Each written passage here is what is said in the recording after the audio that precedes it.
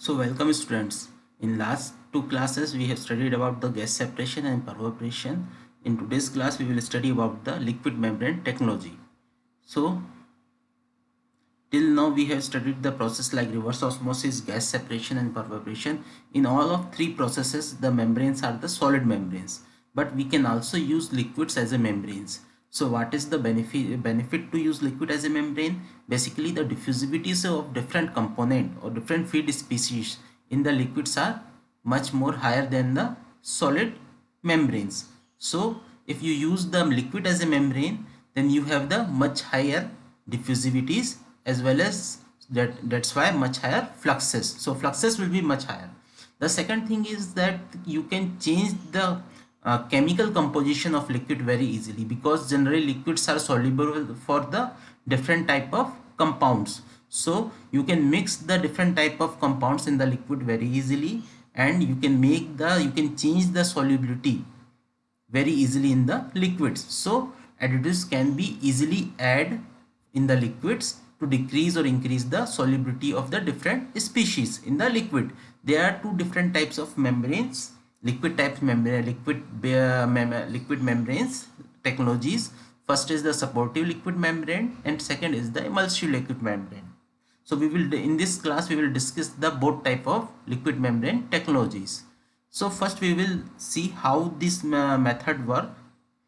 So basically in the liquid membrane technology you have the two different liquid phases, or liquid gas phase, two different liquid gas phase. Suppose your feed contains is the aqueous phase. That means in the feed you have a salt or any compound in the water, that is called the aqueous phase. So you have to use membrane in such a way that the membrane should not be dissolved in the feed. So membrane should not be dissolved in the feed. So you can use any organic compound as a membrane. Then the receiving phase or the permeate phase should contain the again the aqueous phase. So the receiving phase should also not dissolved in the membrane, or membrane should not be dissolved in the receiving phase. So in the liquid based membrane based separation, you have the two different phases. First is the feed phase, basically three different phases. First is the feed phase, where you have a liquid or gas which contains the different species which has to be separated out. Then you have a liquid membrane phase, where you have a liquid which cannot be dissolved in the other two phases, and it should has some affinity towards the compound which should be separated out. Then you have a receiving phase. Because why this receiving phase is important? Because the compound which is which is soluble in the membrane, that should be removed from the membrane also. So first it will be absorbed, then it will be diffused, then it should be dissolved. For desorption from the liquid you need a special phase or a special compound which will act as a receiving phase. So you have a feed phase, you have a liquid membrane phase, then you have a receiving phase. So if feed is aqueous, means you have a water based feed, then you can use the organic compound as a any organic solution as a like n-heptane, n-octane, or kerosene or gas oil. So you can use any oil as a liquid membrane, and receiving phase also you have a water based solution. So you have a same type of solution in the feed phase and the receiving phase, and different type of solution in the opposite type of solution in the liquid membrane phase. So if feed is a organic compound, suppose you want to separate any or special component from a organic mixture, then the aqueous phase or then the liquid membrane should be the water based. So here you can use the water as a liquid membrane, water based solutions as a liquid membrane. Then your receiving phase should also be have the organic phase. So in the liquid phase you can use any type of oil which can remove that special compounds from the water. So here also the water cannot be dissolved, the water based membrane cannot be dissolved in the feed as well as in the receiving phase. if the liquid membranes are also used to separate the gases. So if you have the gases, then the feed phase and the gaseous phase both, the feed phase and the receiving phase both are in the gaseous form, and the membrane can be aqueous phase or a organic phase.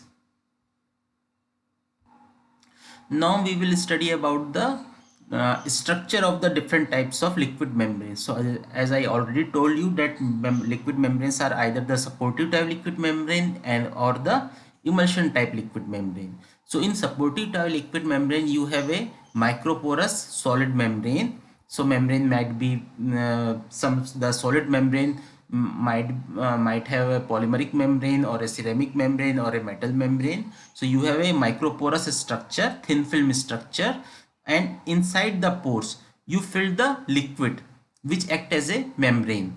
So compounds are absorbed at the surface of pores in the feed side, then it will diffuse across the pore in the liquid phase, liquid membrane phase, then it will dissolve at the another side of the that thin film, or of the that thin film surface at the permeate side. So you have the liquid membranes filled in a porous structure, which is the thin film porous structure.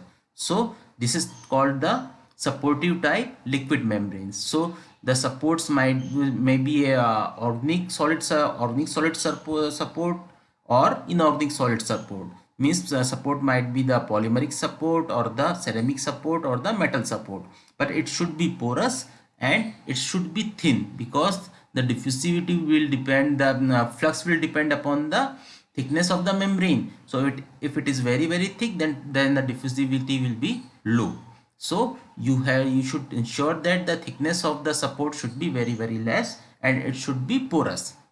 Now the second type of membranes are the emulsive membrane. In emulsive membrane we use the double emulsion processes. So what is the double emulsion processes? In the double emulsion processes we make emulsion. Suppose you have a oil and you want to separate a compound from the oil. Suppose you have N-heptane, which has the toluene as a impurity, or you want to separate toluene from the N-heptane.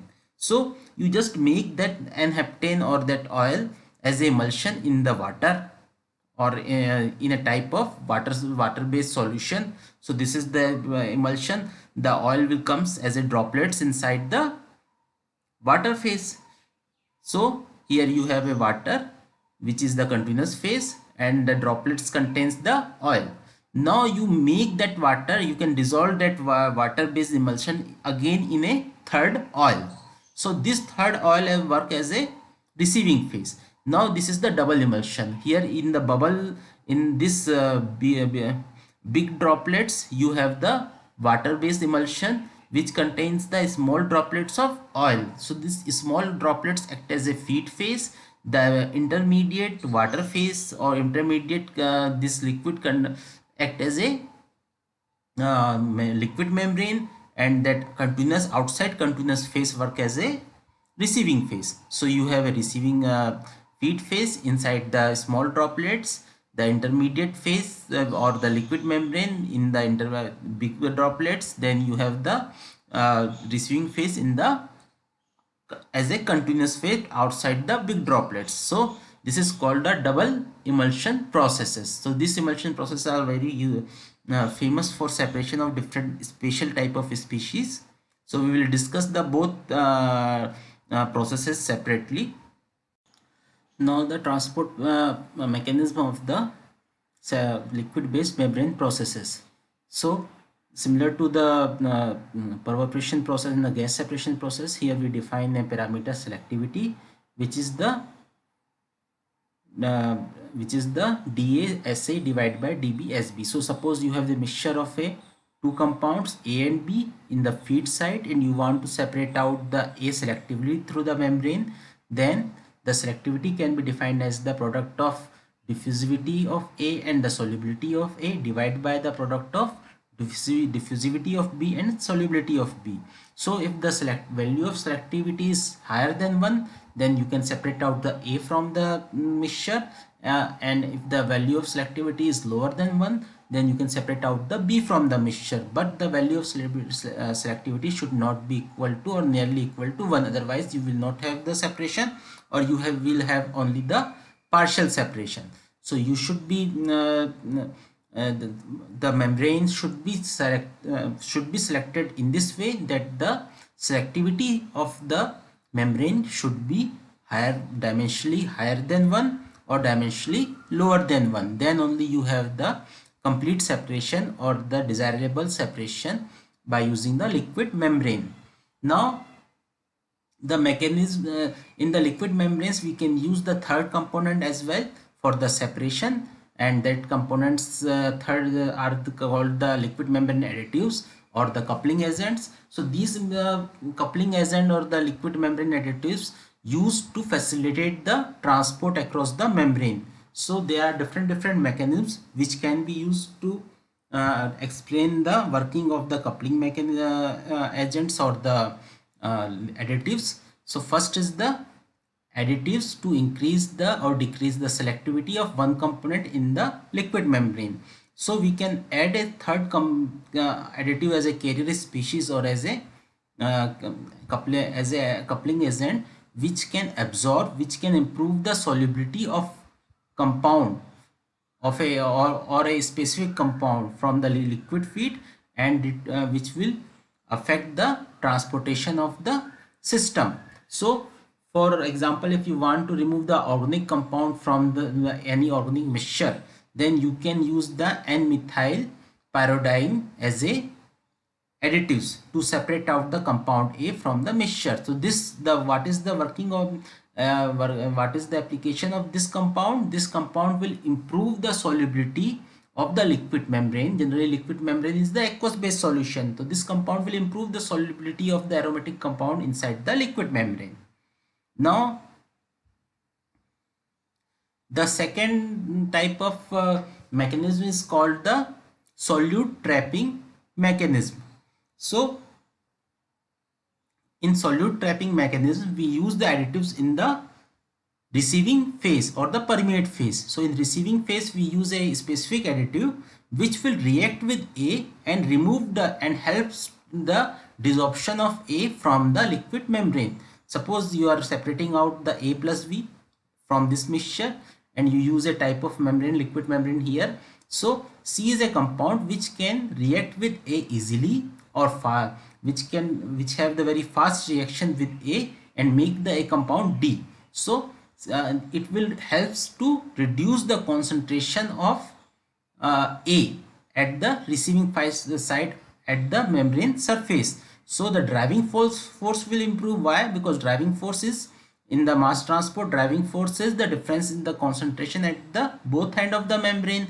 So when the here the concentration of A will reduce. Why? Because it will, once the molecules of A approaches to the receiving phase, then it will quickly react with A and it will dissolve out. So once you have a concentration of A will reduce at this side, then you have the higher driving force across the membrane and you will get the higher separation. So example of this, like if you want to separate phenol from the wastewater. So this is the common problem in the organic based industry, where you have the phenol in the wastewater. This is very poisonous compound, and before in the separation process or water treatment process, you need to separate out the phenol from the wastewater. So you can use the liquid membrane which is made by the kerosene. Here you have the aqueous solution of phenol. So that phenol will absorb on the surface of the liquid membrane. Why? Because phenol is the organic compound, and this has the affinity towards the organic compound mixture, which is the kerosene. So phenol will absorb on the surface of the liquid membrane, it will diffuse out across the membrane. Then other side of liquid membrane, you have the NaOH solution. So this NaOH is a additive. So this NaOH, because phenol is an acidic compound, so this NaOH will quickly react with phenol and make a complex, and you will get the higher separation. Why? Because the concentration of phenol will reduce at the receiving side. So this is the example of solute trapping mechanism. Now the next example is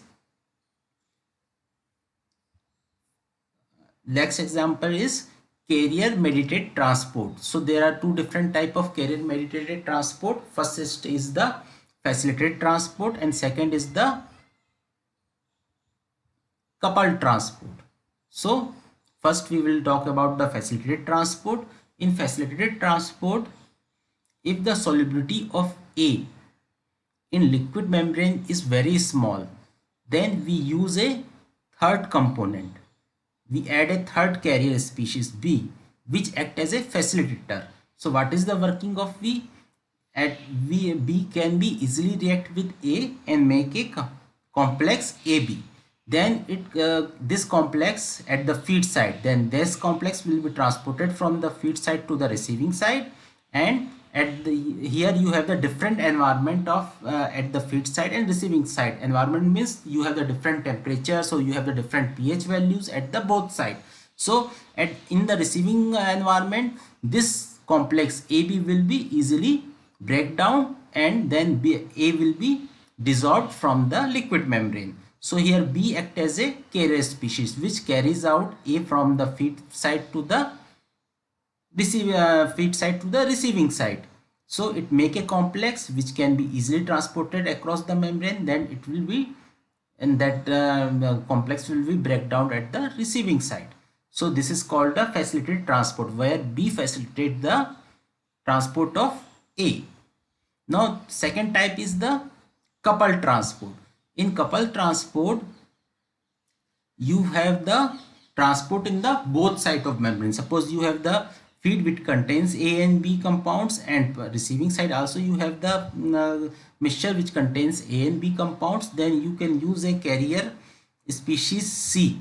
So C is a carrier species which work in such a way that at a feed side environment it reacts with A and make a complex. Then that complex will transported from the feed side to the receiving side. At receiving side environment, the complex AC will break down and A will be dissolved, but at that environment it will react with B. So here you will make the second complex, that is the CB. It will transported from the receiving side to the feed side due to the concentration difference, and at the feed side this complex CB will be break down and B will be dissolved from the surface, and again the C will make the complex with A. So here the transportation occurs in the both way. The A will be transported from the feed side to the receiving side, and B will be transported from the receiving side to the feed side. So you have the both side mass transport in this process. This is called the coupled transport.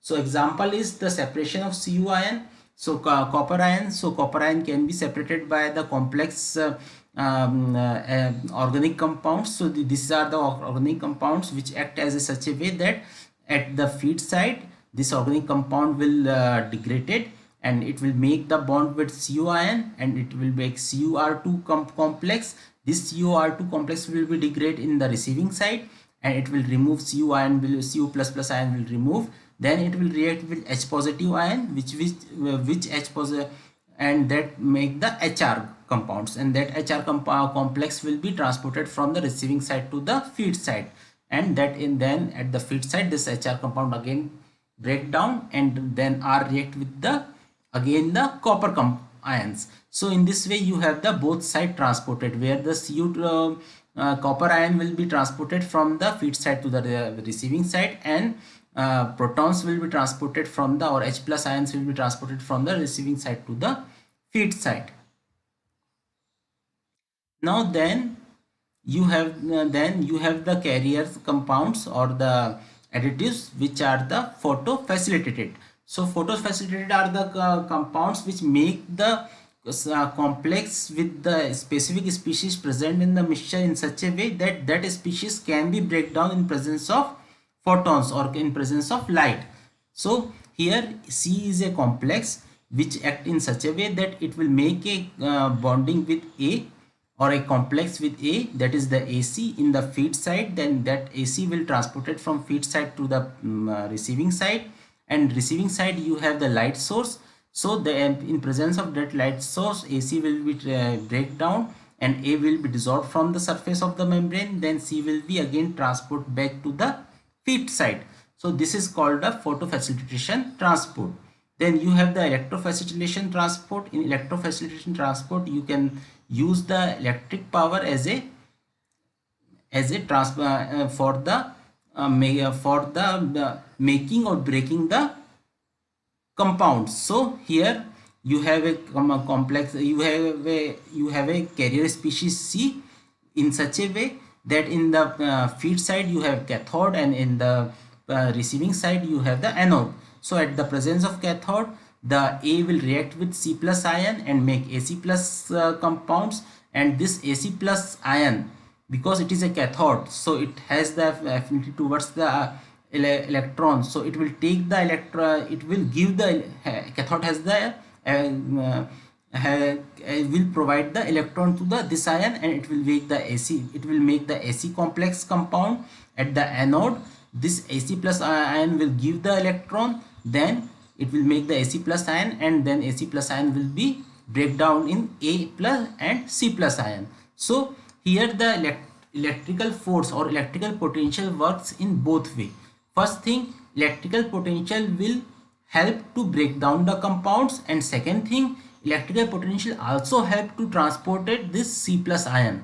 So due to presence of C plus ion, due to presence of the electric potential across the membrane, this C plus ion can be easily transported from the receiving side to the feed side, or quickly transported from the receiving side to the feed side. So in electrofacilation, you have the different electrodes at the feed side as well as in the receiving side, and that electrodes provide the electrical potential across the membrane. Now the properties of carrier. So there should be some properties, general properties of the carrier compounds. First thing is, carrier compounds should be soluble in the liquid membranes. So if carrier compounds are not soluble in the liquid membranes, then there is a chances that the carrier compounds will be diffused out from the membrane, or carrier compounds will settle down inside the membrane and it will not effect efficiently. So carrier compounds should have the high solubility inside the membrane. Then carrier compounds should form the complex compounds which is soluble in the liquid membrane. So if the complex compounds are not soluble in the liquid membrane, suppose C is a carrier compound and it removes A from the feed side, so the AC complex which make during the transportation, if that AC complex is not soluble in the liquid membrane, then it will diffuse out at the feed side itself. It will not transported from the feed side to the receiving side. So the basic requirement is that complex should be highly soluble inside the liquid membrane, so it will be easily transported from the feed side to the receiving side.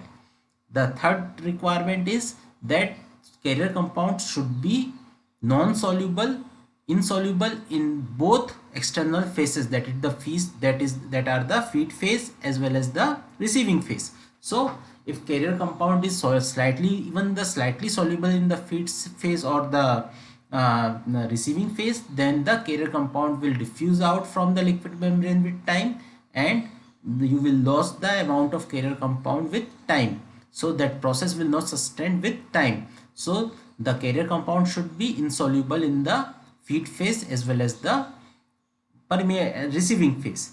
Now the next requirement is the carrier compound should make the complex easily. So the formation of complex compound or the dissolve or the breakdown of complex compound, both processes should be instantaneously and should be fast. If the complex formation is not fast or the breakdown of complex is not fast in the both different phases, in the respective phases, so the formation occurs at the feed side and the breakdown occurs at the receiving side. So if that both processes are not fast, then you have the mass transport rate will reduce. So you need the complex formation and complex breakdown should be very fast. Now next requirement is the complex should be moderately stable. It should not be very unstable or it should not be very stable. So if complex is very unstable, then what's happened, it will itself break down at the feed side. So if the complex is very unstable, then it will break down at the feed side only. It will not transport it from the feed side to the receiving side. And if it is very stable, then it will not break down at the receiving side. So it should be moderately stable. Now the complex compound should have the higher mobility toward inside the liquid membrane, or the carrier compound should also have the higher mobility inside the liquid membrane. So the complex, if the mobility is not high, then you have the lower diffusivity rate and the mass transport will reduce. So both have the higher mobility. So this some of the carrier compounds are used commercially for separation of metal ions. So here there are the example of the different metal carrier compounds which are used for separation of metal ions. So in this group, first is the acidic based compounds like hydroxenes. So these are the type of compounds, these are the commercial name of compounds. So example is this LiX63. This is the structure of LiX63. This is very complex compound which is used to separate out the metal ions from the metal ores during the metal processing process. Then B-diketones, this is also like acetyl acetones or benzyl acetones. These are also compounds which are used for acidic compounds which are used for the separation of metal ions. Then the basic compounds D2EHPA, di2-ethyl phosphoric acid. So this is the basic compound which is used to separate out the metal ions. Then some of the natural compounds are also used to separate out the metal ion. Like grown ethers or TBP, tri and butyl phosphorine. So these are the natural neutral compounds which used to separate out the metal ions. Now next is the method of preparation of emulsion liquid membranes. So emulsion liquid membranes, this is the process to preparation of emulsion liquid membranes. The process of emulsion liquid membrane preparation can be divided in the 4 steps. First is the emulsification, second is the second emulsification or the preparing of the second emulsion, third is the settling step, and fourth is the disemulsification step. So suppose I can explain this process by using an example. So first suppose you want to separate out the aromatic compounds from the kerosene. So it is the aromatic compounds are not desired in the kerosene. Why? Because after burning, aromatic compound produces the smoke, so that is not desirable. The application of kerosene is generally as a lighting fuel in the lamps or as a cooking fuel. In both application you don't want to produce the smoke. So for that you want to remove the aromatic compounds from the kerosene. So first step is the emulsification step. In emulsification step we prepare the primary emulsion. So in primary emulsion, if you want to separate the aromatic compound from kerosene, so we can take a water-based aqueous solution as a carrier, as a liquid membrane. So here we have taken the water-based liquid solution. The one important point in the liquid emulsion-based membrane is that you need the surfactant because you are working on the emulsion. So for making the stable emulsion, you need the surfactant. So here we use some type of surfactant which helps to make the emulsion. You just mix the water-based liquid mixture solution in the kerosene. By using the surfactant, you can easily make a primary emulsion. So this emulsion, this small droplets contains the kerosene and the continuous phase contains the water. So now this emulsion will again mix with the second organic compound which might be the gas oil. So here we use the gas oil as a receiving phase. So we mix the that primary emulsion to the gas oil, so it will make the double emulsion. So in the double emulsion you have the big droplets which contains the water-based emulsion. In the small droplets you have the kerosene, and the continuous phase outside the droplets is the gas oil. So once you make the double emulsion, the mass transfer will occur. So with time, so till that time you need to make sure that the emulsion will be stable by using some type of mechanical mixing. So after the mass transfer will complete, you just required to settle down the settle down the big droplets. So big droplets will be settled down because it is very the double emulsions are generally very unstable because these are the very big droplets. So it will be settled down inside the mixture and separated out from the and the gas oil plus aromatic compounds will be separated out. So you have the big droplets which is separated out from the liquid from the mixture.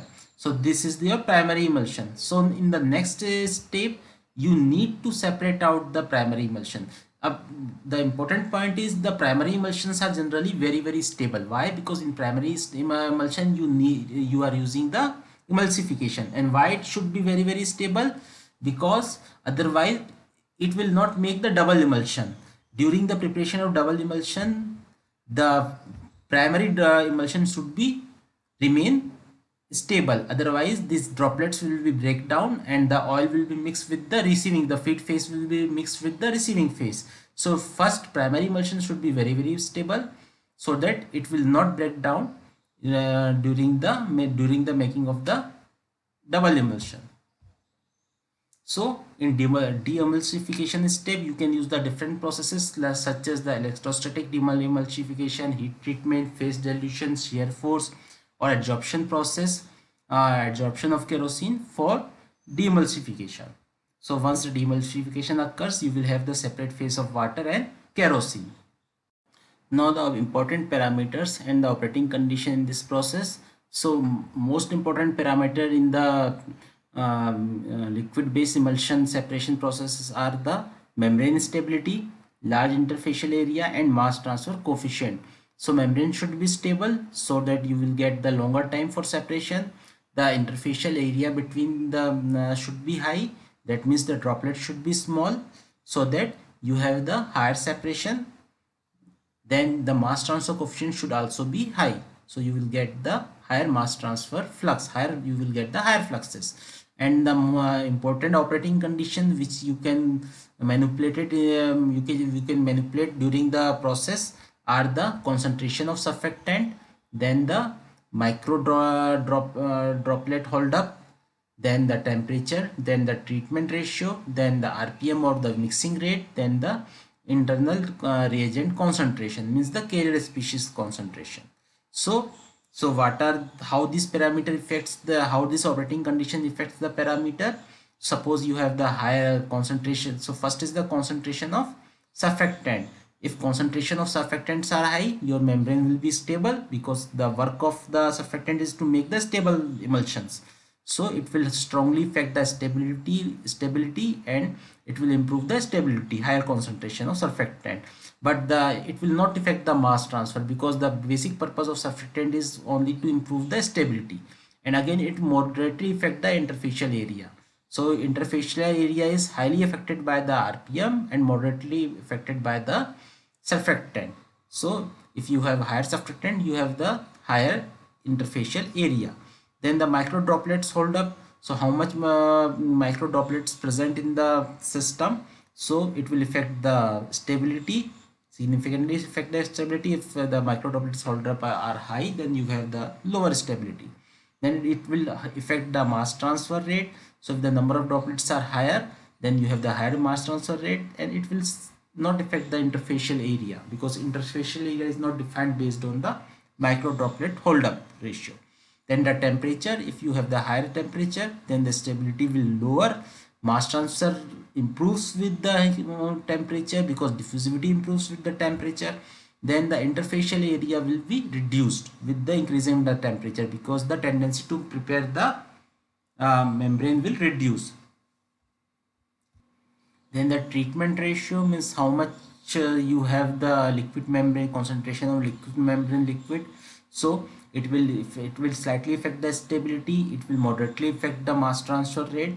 So treatment ratio will not generally not affect the stability directly, but it will improve the mass transfer rate and it will again strongly improve the interfacial area. Then the mixing rate or the RPM of the mixer, so it will reduce the stability. If you mix the liquid very high speed, then the emulsion will be unstable. It will improve the mass transfer rate and it will improve the interfacial area significantly. Then the internal reagent concentration uh, or the carrier species concentration. Carrier species concentration, higher carrier species concentration generally reduce the stability and the interfacial area, because generally complex compounds are the high molecular weight compounds, but it will improve the mass transfer rate significantly. So this is the effect of the different operating condition on the parameters. Now some example of the separation. So there are some commercial application of this process, emulsion based liquid membrane processes. First is the in the copper extraction. In copper extraction we use the aqueous phase as a feed which contains the metal ion of copper. Then you have the liquid membrane of kerosene which contain the different carrier species for separation. Then you have the receiving phase which contains the H2SO4 mixture dilute as H2SO4 solution of the 0.5 moles per liter.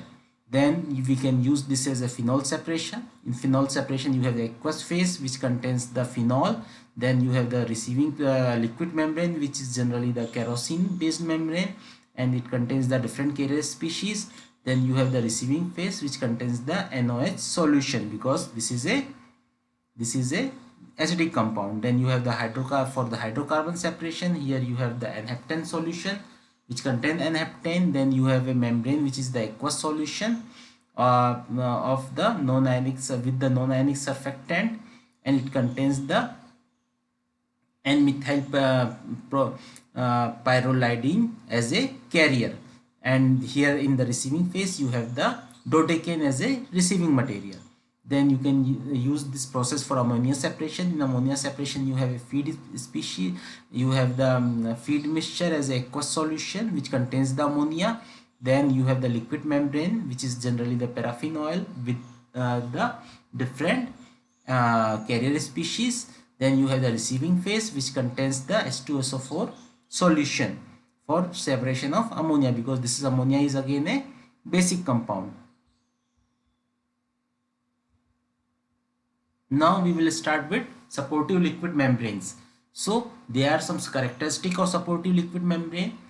So what are the characteristics? First, in supportive liquid membrane, the liquid membrane, the support should not react with the.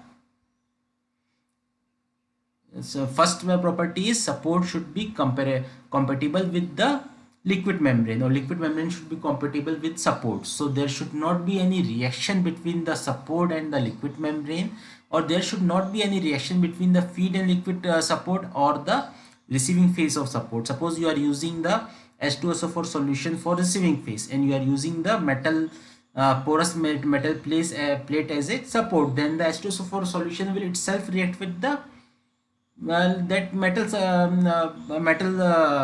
support.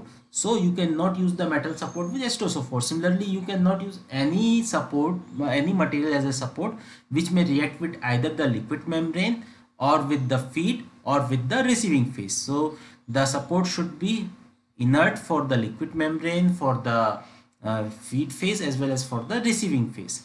Now second requirement is liquid membrane should wet the microporous membrane completely.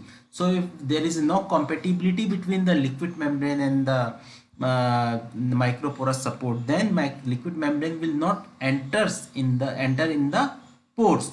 So for entry for the pores will only filled with the liquid membrane when the liquid can wet the microporous support. So for example, you can use the cellulose triacetate membrane or the polyamide membrane for the aqueous liquid membranes, because aqueous liquid membranes you are using the water, and cellulose acetate membrane or polyamide membranes can be wetted out by using the water. So the microporous sheet of the cellulose triacetate or polyamide can be used as a support for the water based or aqueous liquid membrane. Now similarly for organic liquid membrane, you can use polypropylene or polyethylene porous structure or porous films. So because polypropylene are the hydrophobic in nature, so all hydrophobic liquid membrane can be used with the propylene or polyethylene supports.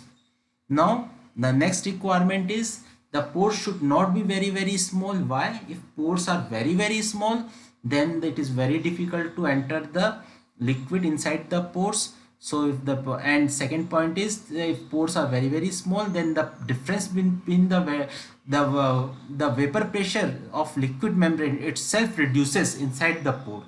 Why it is important? Because the partial pressure difference is the driving force for the in the material, in the mass transfer, and if the vapor pressure reduces, then the partial pressure reduces. So the pressure, the vapor pressure should not be very low inside the liquid membrane, or that's why the pore size should be not very low. It should not be in the nano scale, it should be in the micro scale.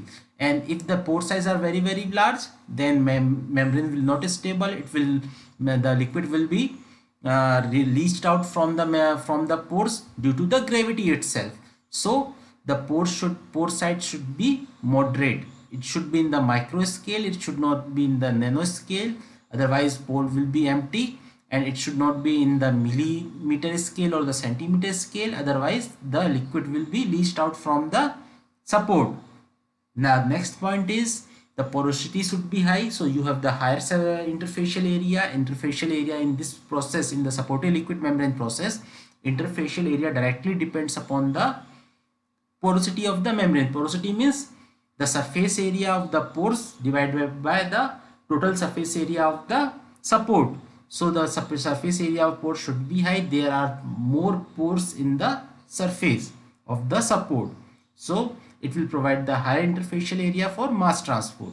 Next is the thickness of membrane. So if thickness of membrane is large, then you have the high, then the molecules need to travel the higher length for the diffusion, for the transport. So your mass transfer resistance will increase. So the thickness of the membrane should be low as possible.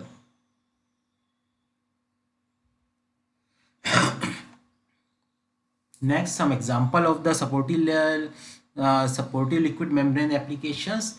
The like uranium separation from groundwater. In this separation, you can use the endodecane, a oil-based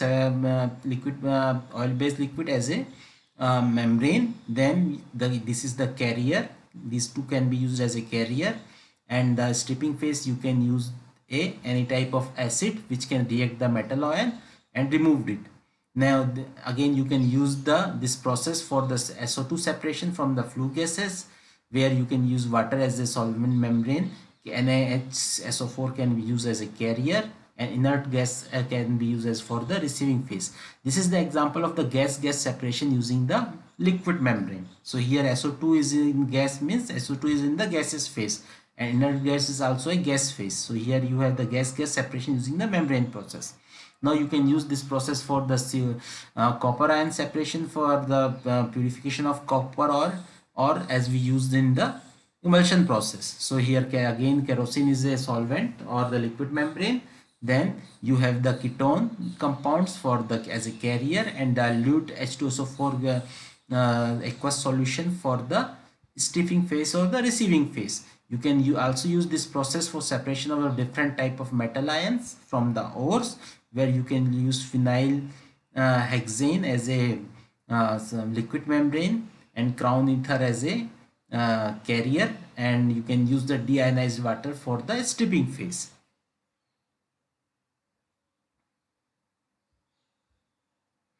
Now some advantage of this process. So if you compare the supportive liquid membrane process to the emulsive liquid membrane process, so in emulsive liquid membrane process are very difficult to maintain or conduct at a large scale operations, or at a industrial scale operation. Why?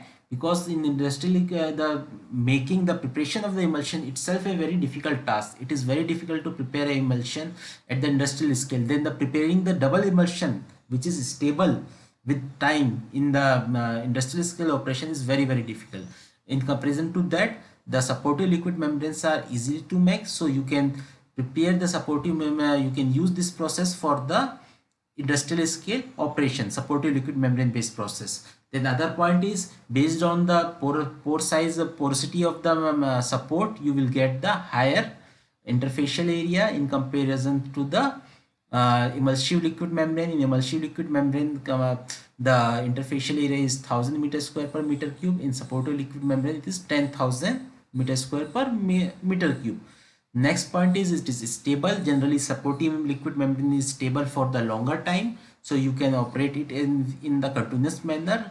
The emulsive liquid membranes cannot be operated in the continuous manner because you have to make the emulsion, then you have to break the emulsion, so it cannot be a continuous process. But in the supportive liquid membrane, it is a continuous process.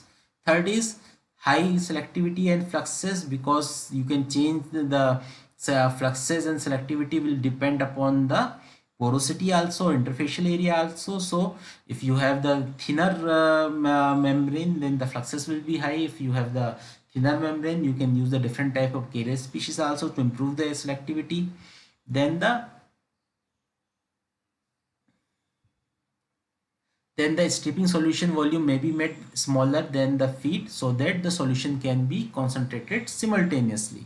So this is also a advantage of the supportive liquid membrane. Now you can compare this liquid membrane process to the traditional liquid extraction process. So in traditional liquid extraction process also, you have a third species C. Suppose you have a mixture of A and B, where you want to separate A from the mixture, so you can use the third species C, which has the affinity towards the species A.